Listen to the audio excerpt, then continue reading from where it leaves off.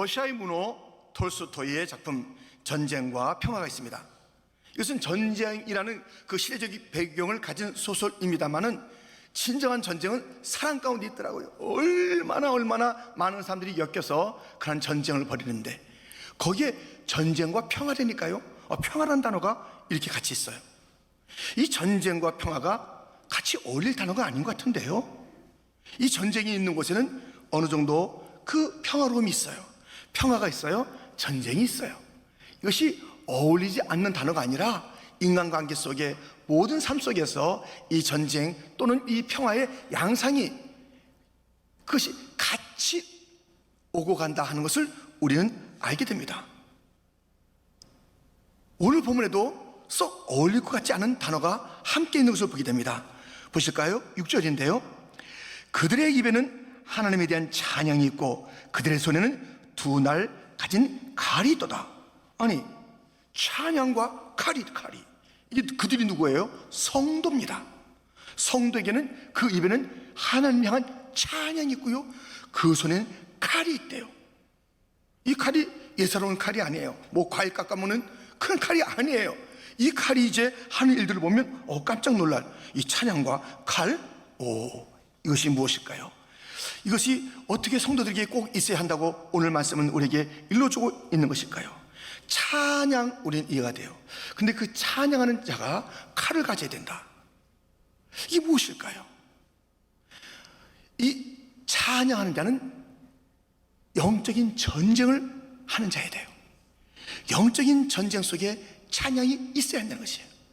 이 찬양과 영적인 전쟁은 우리의 삶 가운데 항상 있다는, 성도들의 삶 가운데 반드시 있어야 될 그 두 모습인 것을 우리가 보게 됩니다. 그래서 이 두 가지를 살펴보겠습니다. 첫 번째, 입에는 찬양입니다. 찬양. 이제 그 건물이 무너져 있잖아요. 그 무너져 있으면 그 안에 생존자가 있는가를 이제 구조대가 찾으러 와서 막 살피잖아요. 근데 살아있다는 증거가 무엇일까요? 그것은 소리가 나요. 소리가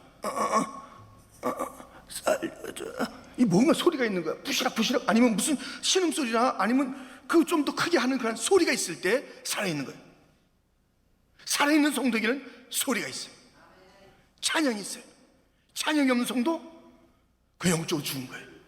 소리가 있어요. 소리가. 이 찬양하는 것은 주님이 얼마나 좋아하시는 것입니까? 그것에 대해서 너무 말할 것도 없이 가득 차 있는 그런 찬양을 듣고 싶어 하시고 기뻐하시는 그 하나님의 모습을 우리는 얼마나 잘 압니까?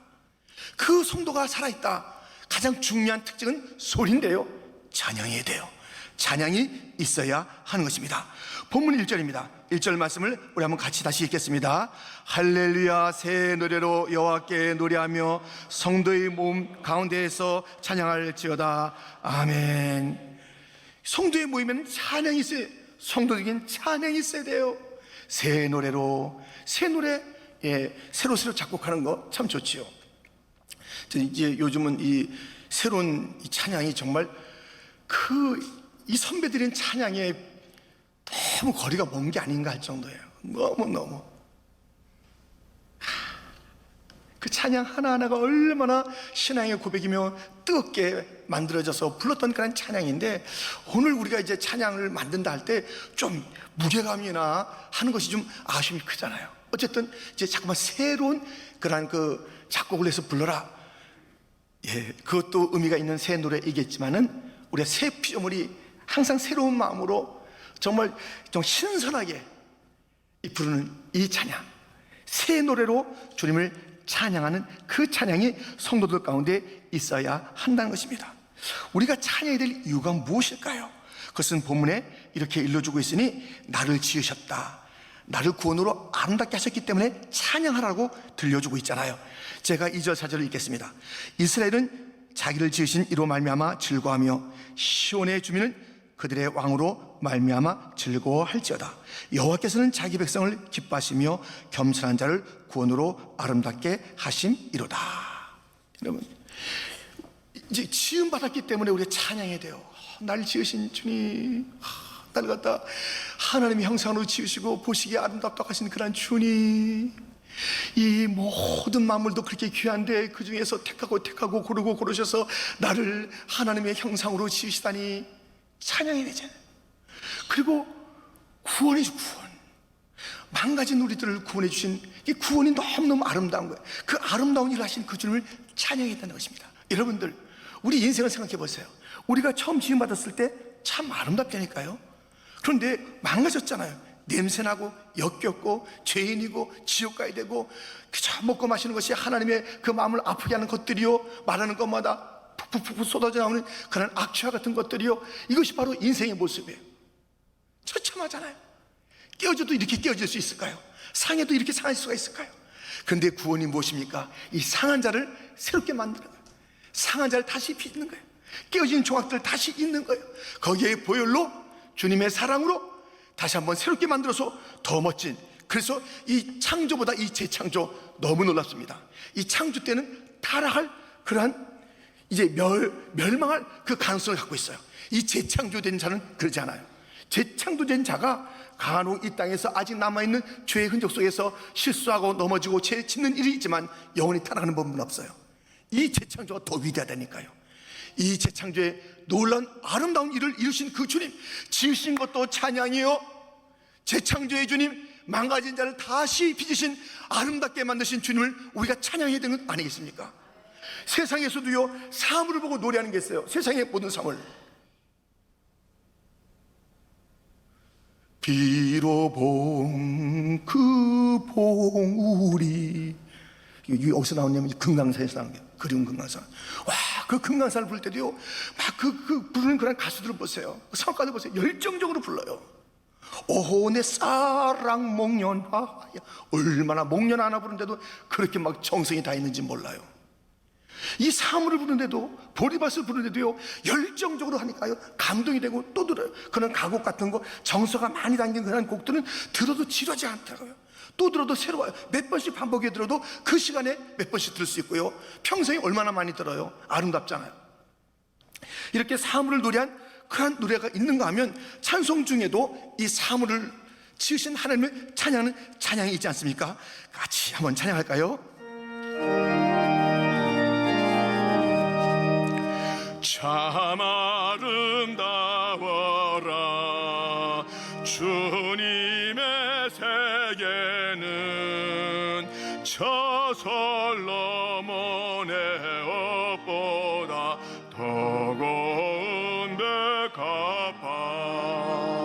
주 찬송하는 듯 저 맑은 새소리 내 아버지의 지으신 그 솜씨 깊도다. 참 아름다워라 주님의 세계는 저 아침 해와 저녁 놀 밤하는 빛남별. 망망한 바다와 늘 푸른 봉우리 다 주 하나님 영광을 잘 드러내도다. 아멘. 온 천한 만물이 주님을 찬양하고 있지 않습니까? 주님을 경배하고 있지 않습니까? 자기의 그 자리에서, 자기의 존재로서, 자기의 그 모든 기능으로서 주님을 찬양하는 것을 보지 않습니까? 우리는 그 일을 이루신 하나님을 또 찬양하는 것이에요. 그렇다면 이 온 땅에도 아름답고 백합도 아름답고 새들도 아름답고 강도 아름답고 다 아름다운데 가장 아름다운 것이 나예요. 특별히 우리 인간이에요. 성도예요. 우리 성도들은 얼마나 아름다운 존재가 됐습니까? 이름하여 하나님의 백성, 그리스도의 몸, 성령의 교통하는 곳이요, 우리들은 그리스도의 신부요, 주님과 연합된 자요, 친구요, 세상의 빛이요, 왕같은 제사장이요, 그의 소유된 백성이요, 얼마나 영롱한 이름들을 갖고 있냐고요. 그렇다면 우리를 지으신, 우리가 원래 그러진 않았잖아요. 원작품에서 망가진 우리들이 망가진 대로 태어나서 그렇게 살아가는 인생들을 주님께서 구속하셔서 재창조에, 그래서 구속의 아름다움이 있는 거예요. 그 아름다운 일을 행하신, 구속의 아름다운 일을 행하신 주님을 찬양하는 것이에요. 구원보다 더 아름다운 게 뭐 있어요, 여러분들? 다 것이에요, 다 것이에요. 다 지나가요. 아, 뭐 예뻐요? 아, 뭐 멋있어요? 아, 많이 가졌어요? 어이구, 뭐 많이 배웠어요? 다 지나가요, 다 지나가요. 구원만이 영원히 남는 영원한 것인 줄 믿습니다. 전능하신 하나님, 언제나 동대하신 영원히 주를 찬양할 그 제목은 구원의 하나님, 구원의 하나님. 날 구원하신 예수를 영원히 찬양하리라. 할렐루야. 우리 성도들의 그 삶은 찬양의 삶이 되어야 하는 것입니다. 여러분들, 찬양할 때요, 어디서 찬양하면 우리가 이런 말씀이 있어요. 본문 5절에 보면 이런 말씀이 있습니다. 성도들은 영광 중에 즐거워하며 그들의 침상에서 기쁨으로 노래할지어다. 아멘. 이 성도들이 모임에서 찬양할 뿐만 아니라 자기 삶의 가장 깊은 곳, 자기 삶의 가장 외로운 곳, 자기 삶에 많은 생각들이 드는 곳, 자기 삶에 정말 자기의 실상이 가장 있는 곳, 그때 많이 염려하잖아요. 많이 근심하잖아요. 많이 생각하잖아요. 에이, 오늘도 내가 그걸 잘못했어. 그 사람 하면서 또 그 침상에서조차 우리는 얼마나 많은 희한한 일들이 있냐고요. 그러나 그 침상이 찬양의 자리가 되는, 가장 염려가 찾아오고 두려움이 찾아오고 정말 잠 못 잘 그런 이유들이 많은 있는 그 침상에서 주님을 찬양하라는 것이에요. 모든 순간을 찬양하는 자가 되기를 주님의 이름으로 축원드립니다. 찬양, 우리의 입에는 하나님께 대한 찬양이 있어야 돼요. 두 번째는요, 손에는 칼이 있어요. 칼. 말씀드렸죠? 이것은 영적인 전쟁이라고. 칼로 무엇을 하냐면 7, 8절입니다 우리 한번 같이 7, 8절을 읽겠습니다. 함께. 이것으로 문나라에 보수하며 민족들을 멸하며 그들의 왕들은 사슬로 그들의 귀인은 철고랑으로 결박하고. 여러분들, 이 찬양을 우리가 오늘 했어요. 또 찬양을 하잖아요. 찬양, 우리 찬양대 찬양, 우리가 지난주 가서 찬양 막 했잖아요. 이 찬양은 늘 우리 일상이 되잖아요. 우리가 찬양을 얼마나 많이 해요. 그런데 이 찬양하는 자들은요, 영적인 전쟁을 염두에 두지 않아요. 삶의 현실에서 영적인 치열한 싸움을 하는 그러한 잘하는 것을 자기 자신이 잊어버리면 그건 안 되는 거예요. 찬양만 해요? 안 돼요. 이 찬양하는 자들이 그러잖아요.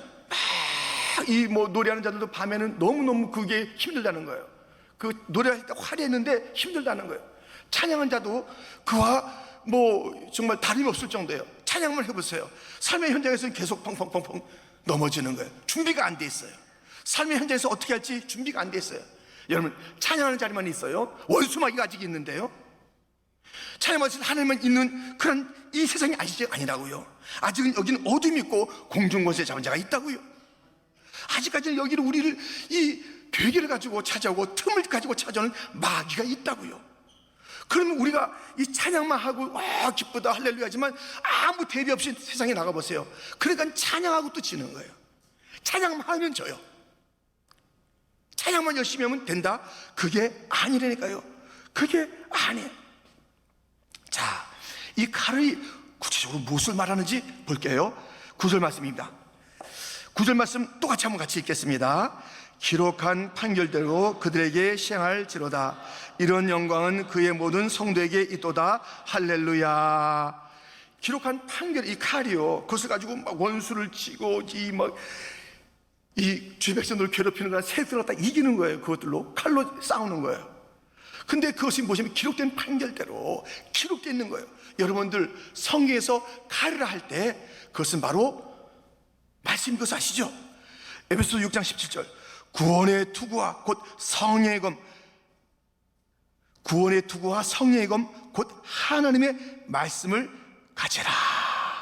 하나님의 말씀이 검이에요. 이 말씀을 가지고 있어야 돼요. 이 말씀이요, 그러니까 이 찬양하는 자들은요, 예배 가운데 제가 이제 그런 일이 있었어요. 뭐냐면 어떤 집회를 앞두고 그 집회에 참여하는 그 이제 리더가 저한테 왔어요. 목사님, 이번 집회는 찬양 중심으로 하겠다는 거예요. 찬양이 목말라 있으니까 찬양이 그리우니까 찬양이 중요하게 찬양하겠다 그래서 그게 참 그게 괜찮잖아요. 그래서 찬양 중심으로 하라 그랬어요. 그렇게 원하니까요. 그런데 가만 보니까는 그 리더가 가만 보니까 이 찬양은 좋아하는데 말씀이 약해요. 말씀이 넘어지더라고요. 말씀이 없으니까 넘어지더라고요. 찬양은 막 잘해요, 정말. 근데 이 말씀, 여러분들, 이 말씀이 이렇게 충만하지 않으니까요, 안 돼요. 이 말씀도요, 찬양이, 새로운 찬양이 정말 날마다 감격이 신선하게 그렇게 솟구쳐야 되는 찬양이라면 이 말씀도 둔탁하면 안 되는 거예요. 히브리서 4장 12절 말씀 우리 한번 같이 읽겠습니다. 히브리서 4장 12절 함께. 하나님의 말씀은 살아있고 활력이 있어 좌우의 낯선 어떤 검보다도 예리하여 혼과 영과 및 관절과 골수를 찔러 쪼기까지 하며 또 마음의 생각과 뜻을 판단하나니. 아멘. 이 예리한 하나님의 검이 있어야 되는 거예요. 이게 없으니까요, 이 찬양은 다소 좀 감정에 많이 실려 있잖아요. 그 감정이 있다는 건 사실이잖아요.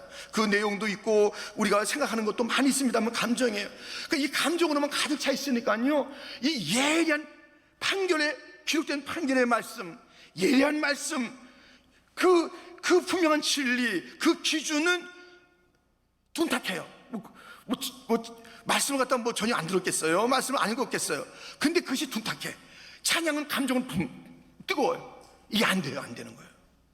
이 말씀이 둔탁하면 반드시 져요. 이 언제 무슨 말씀이 그런 것 같기도 하고 아닌 것 같기도 하고, 우리 지도원들이 말씀을 전한 자들인데 말씀에 이 예리함이 없어요? 그럼 그 구이 어떻게 되는 거예요? 이 말씀을 잘 갈아가야 되는 거예요. 우리가 그 말씀을 함께 이제 연구를 다시 해서 가는데요, 그 말씀을 기도하며 가서 그 말씀이 참 예리하게 그 심령을 쪼개고 그 모든 그 마귀의 계기를 갖다가 무찌르고, 그래 예리한 것이 없어요. 말씀하는데 두리뭉실하게, 우리 지도들은 안 그러니까요, 두리뭉실하게만 해요. 두리뭉실하게 말씀이 두리뭉실해요. 어디 있는지도 몰라. 이게 말씀인지 아닌지도 몰라요. 그렇지, 감정대로 이 감정대로 하니까 뜨거운 감정은 좋다 이거예요. 있어야지요. 뜨거움이 있어야죠. 그것만 가지고 안 된다는 거예요. 칼이 있어요. 칼, 예리한 칼, 성령의 검, 확실히 기록된 그 말씀이 차야지. 그것이 오늘 본문에 성도가 영광스러운데 그것이 영광스러운 성도가 되는 거예요. 찬양만 잘 해보세요. 말씀이 없어서 마귀에게 여기저기 쥐어맞고 그냥 패배하고 쓰러져요. 영광스러워요? 안 영광스러워요? 아무리 찬양 멋들어지게 해봐요. 말씀이 없어서 여기저기서 이 찬양 순간 우리가 밖으로 나가자마자 이제 시험이 온다니까요. 요 문 나가자마자 요 복도 걸어갈 때부터 시험이 오는 거예요. 저 사람이 나보다 빨리 가는 거예요. 복도 갈 때도 여기서 예배 끝나고 나갈 때 막 그런다니까요. 막 가다 밀치고. 여기서 막 은혜롭게 찬양해. 내 주여 뜻대로. 요 밑에만 내려가면 자기 뜻이야. 여러분들 그럴 때 철저하게 말씀을 가져야 돼요. 할렐루야. 이 말씀을 갖지 않으면 정말 우리 패배하는 거예요. 영광스러운 성도가 될 수 없어요. 이 입에는 찬양을, 손에는 칼이 무엇이다? 자기의 판단이 아닌 기록된 판결이 기록된 말씀이에요. 이 칼이란 게 자기 생각을 가지고 양상 배되는 게 아니에요. 내 경험에 의하면 쑥 빼고, 내 생각에 의하면 쑥 빼고, 여론에 의하면 쑥 빼고, 사람들은 이렇게 말해 쑥 빼고. 자꾸 이러지 마세요. 교회에서 그러면 안 돼요. 그래가지고 막 그 칼을 갖다 막 후두르는 거예요. 자기 하고 싶은 걸 갖다 딴 사람이 한 것처럼 해가지고 누가 그러는데 말이에요 쑥 빼고. 그러면 안 돼요. 지금 말씀이, 성경이, 주님께서 이게 주어가 돼. 주어를 갖다 분명히 주어가 없으니까는 애매모호해서 누구 말인지 모르는 거예요. 사람들의 말이 교회에서 막 난무하는 거예요. 그거 가지고 형제자매가 상처를 줘요. 만약에 이 말씀으로 이게 상처, 그건 수술이에요. 수술. 정확한 말씀으로 얘기했어요. 그러면 그게 회복이 될 수 있는 것이에요. 근데 인간의 판단으로, 인간의 감정으로, 자기의 사상으로 얘기한 것은요, 살짝 말씀인 것처럼, 여러분들 마귀가 하와에게 찾아왔을 때 말씀 비스무리하게 찾아왔잖아요. 그 정확하지 않으니까 비스무리해가지고 정령 죽을까 하노라 이렇게 슬쩍슬쩍 바꿔놓는, 거기에 그냥 춤을 추면서, 마귀는요 예수님에게도 와서 말씀을 살짝 바꿔서 왔다고요. 그렇게 예수님께서 정확한 말씀할 때 마귀가 물러간 것이라고요. 아멘. 이 마귀는 말씀을 정확하게 알고 있는 자에게 물러가는 것이에요. 그러므로 여러분들 말씀에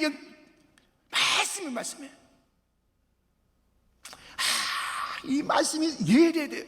말씀 없이 산다는 것은 그건 정말 날 잡수 하는 거 똑같은 거예요. 말씀을 잘 가시고 또 그 말씀만 있어요. 그래가지고 사람이 너무 또 드라이하네요. 말씀에 하는데요, 하나 그 뜨거움이 없고 감격이 없어. 이 찬양에 그 영이 없는 거예요. 여러분들, 우리 칼과 찬양, 그 뜨거운 감정과 분명한 하나님의 말씀에 대한 꽉 참이 있을 때 영광스러운 성도가 되고, 할렐루야, 그 일을 주님께서 받으시고 원수가 물러가고. 여러분들, 이제 하반기가 되었습니다. 두 번째 기회라고 말씀을 드렸습니다. 말씀 어디다 두셨어요? 말씀 어디다 걸어놨나요? 말씀 다 덮어놨나요? 다시 주어진 이 두 번째 기회에 여러분의 심령에, 가정에, 삶의, 사업에, 예배에 말씀이 살아나기를 주님의 이름으로 축원드립니다. 찬양이 멈추지 않는데 침상에 쫓아서 잠을 자다가 찬양하고 자는 거예요. 자다가 변찮는 주님의 사랑과 이러고 자야 돼. 시끌거리고 자지 말고, 근심하며 자지 말고. 저도 근심하며 잘 때가 많아서 잠이 안 올 때가 있어요. 솔직히 말씀드리면. 찬양은 물러가더라고요. 침상에 쫓아 찬양하고, 그것은 삶 전체에 찬양하라. 찬양하라. 예리한 칼로 승부를 걸라. 찬양할 때 주님 영광 받으시고, 예리한 칼에 원수는 물러간다.